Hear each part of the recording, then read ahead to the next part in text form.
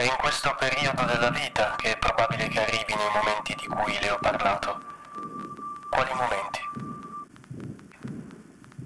Momenti di noia, ecco, di soddisfazione, di stanchezza.